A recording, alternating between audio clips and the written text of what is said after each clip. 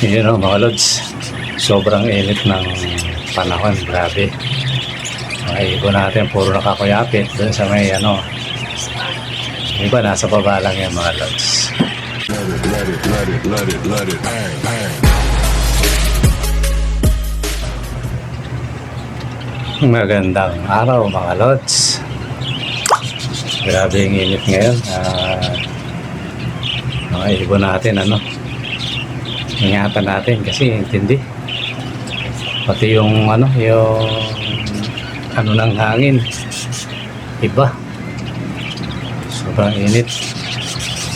Kaya pinakapayo natin mga lods ano, total malapit na siguro to, baka bandan June ano na yan, pag ulan-ulan na. Pero sa ngayon pa ano, grabe yung tindi ng April na to. Kasi sa akin mga lods ano, yung tubig, yung ano nila ano, ang bilis minsan natatapon pa nga nila, siguro naliligo, minsan wala nang laman. Kaya ano, kung pwede lang mga idol ano, ang gawin natin sa mga alaga natin na itong init na to, wala rin tayong ano, hindi rin tayo busy, checkin natin, diba, papakain tayo sa umaga, kargahan mo ng ano, yung naghahanap ako ng ano malaking lalagyan, malapad-lapad sana, lang ako makita mga idol para ano, lagyan ng tubig. Kasi ang ginagawa ko ngayon, lalagyan ko ng umaga, di ba, pakakainin. Hindi lang basta ano, kung mapapansin nyo, di ba, tupperware na yung pinaglalagyan ko, yung plastic. Tapos ano, pag mga bandang tanghali, binabalikan ko sila, naakyat ko.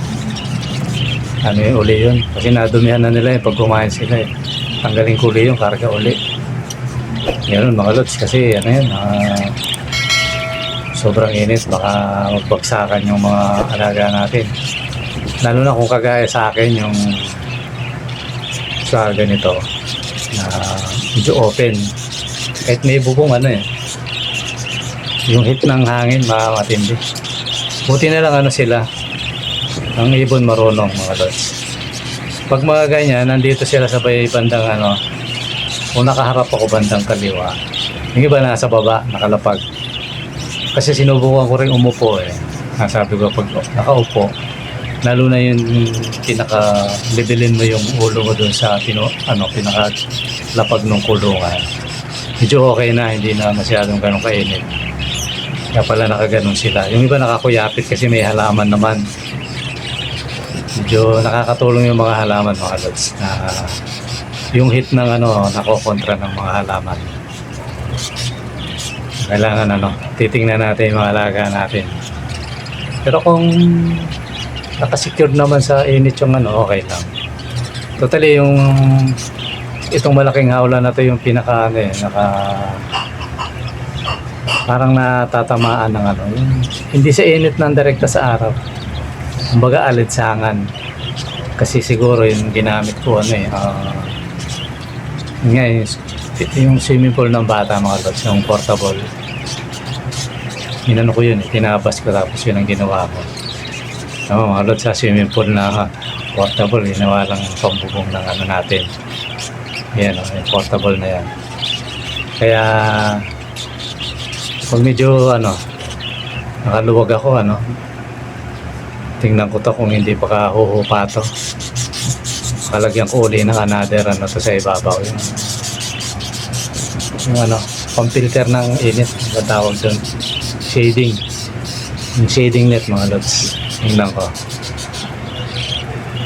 pag na umabot ng hanggang 25 to, ganun pa rin ang init, lalagyan ko to, tapos pansamantala lang.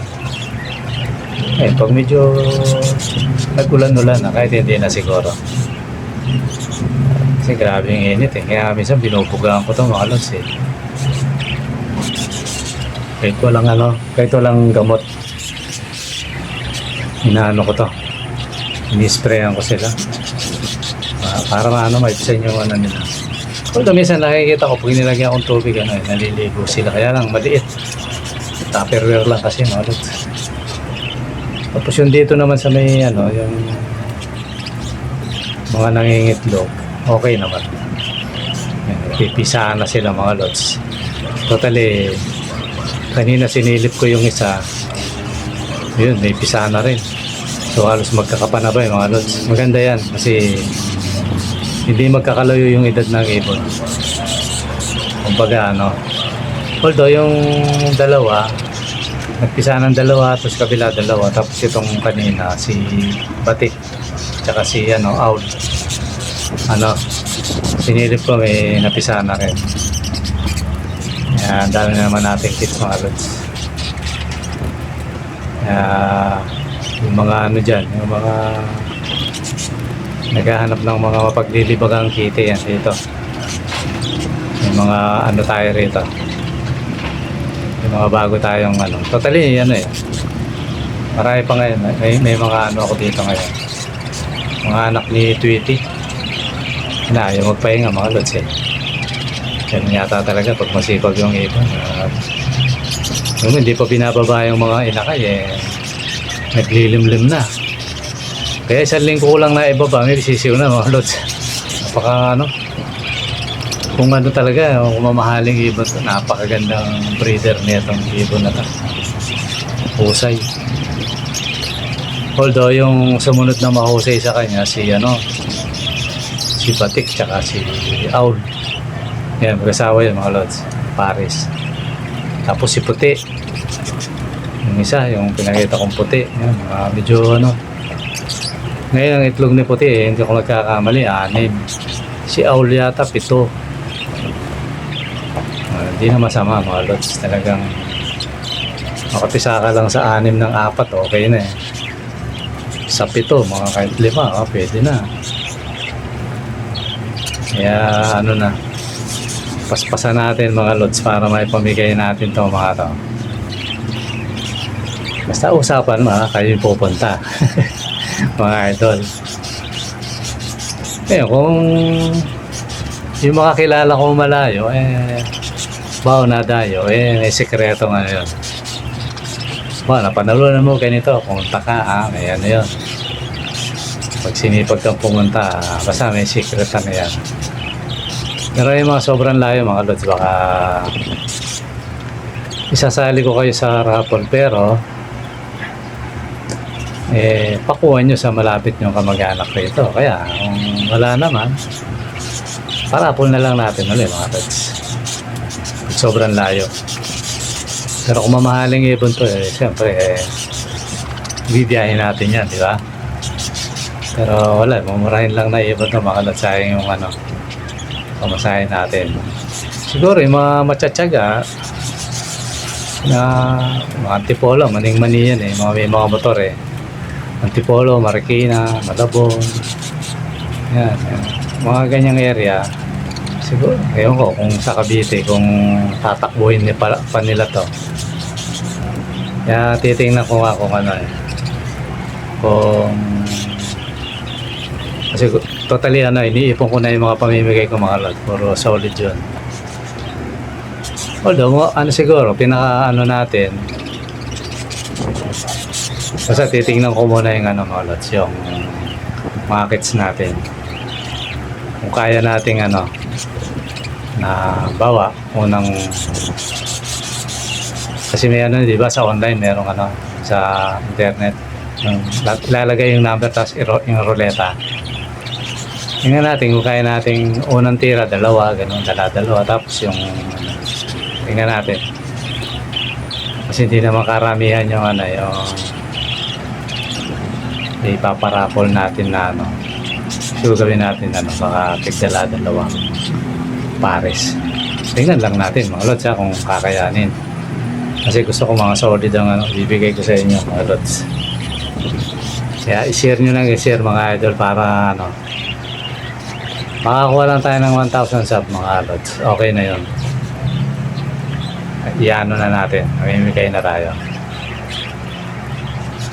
Totally yung mga box nito malayo pa, inahanda ko na. Yung mga paglalagyan mga lods para Hindi ako problema. Bigla pala kanyan na. Puno na pala tayo. Ayan. Ayan, swerte natin mga lods. Yung mga mahilig sa mga kits dyan. Yan na natin. Sa usapan, Lods, ha?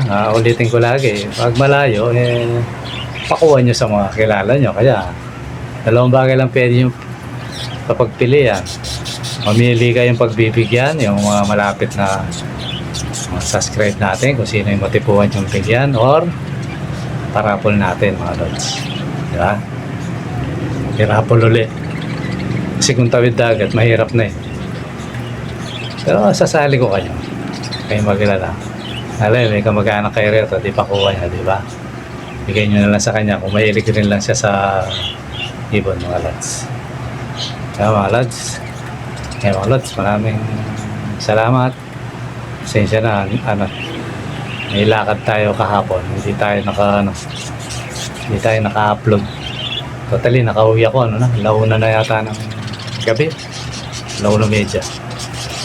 Mga Lods, maraming salamat sa panonood. Hanggang sa muli. Bye-bye.